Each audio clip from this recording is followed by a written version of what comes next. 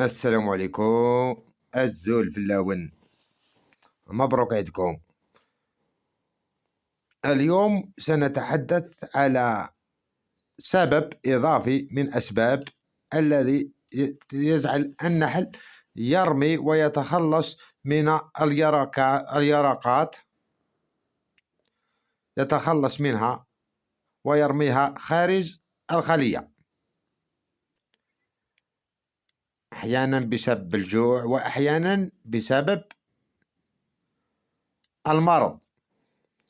وهناك سبب آخر، مثلا هذه الأيام نشاهد منخفض جوي، انخفاض درجة الحرارة بصورة مفاجئة، ونعلم أن الملكة بدأت تضع البيض بغزارة،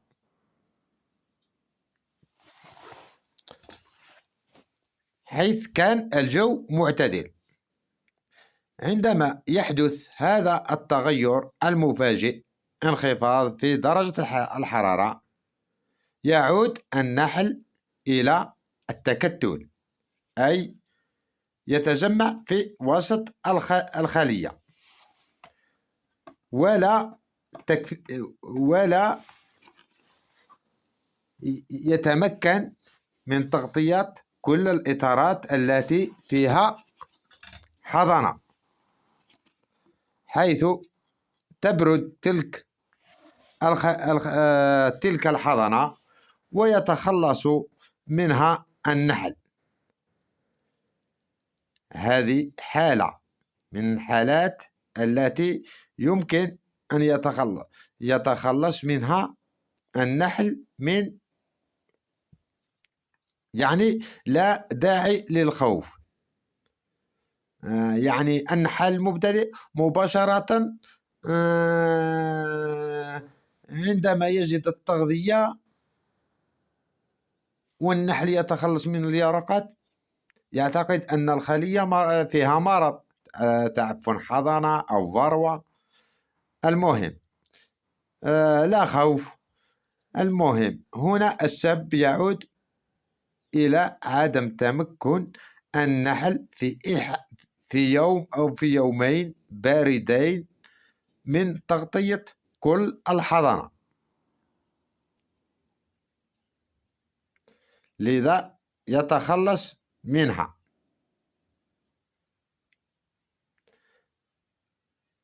لكي لا أجد جدل ويقول لي البعض مرض، يعني المرض، لقد ذكرت المرض والجوع.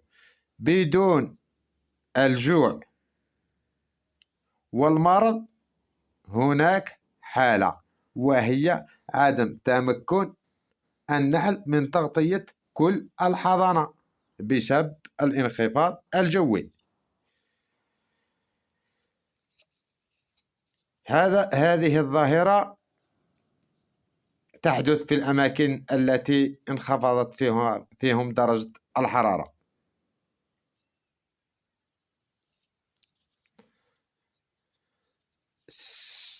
وكذلك هناك بعض المبتدئين يسألون حول طريقة نقل البيوت الملكية.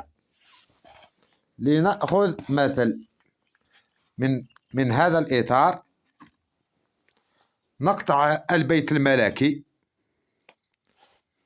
الإطار ما زال يقطر عسل.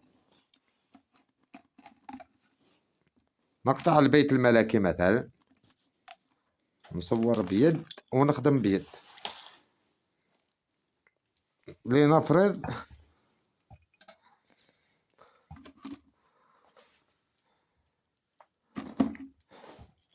لنفرض هذا هو البيت الملكي، نضعه وسط الإطار جهة التغذية. نأخذ عود الذي ننظف مثلا لنقل إلى قسمة أخرى، ويخشى من سقوط البيت الملكي.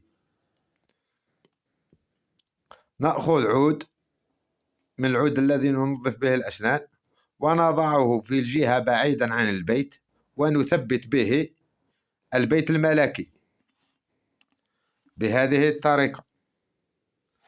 إما ليطمئن قلب النحال المبتدئ نأخذ سلك بطول 5 سنتيم ونجعله هكذا كقوس،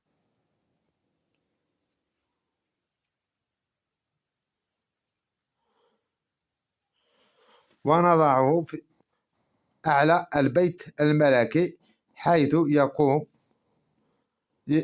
يقوم بتثبيت البيت الملكي على الإطار، وندخل طرفي السلك على الإطار الذي نثبت فيه الإطار. هذا هو السلك، البيت مثبت.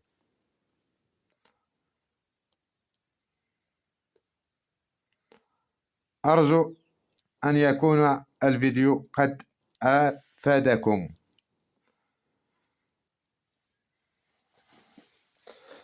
للأسف هناك بعض الرياح في المنحل ولا أتمكن من تصوير المنحل.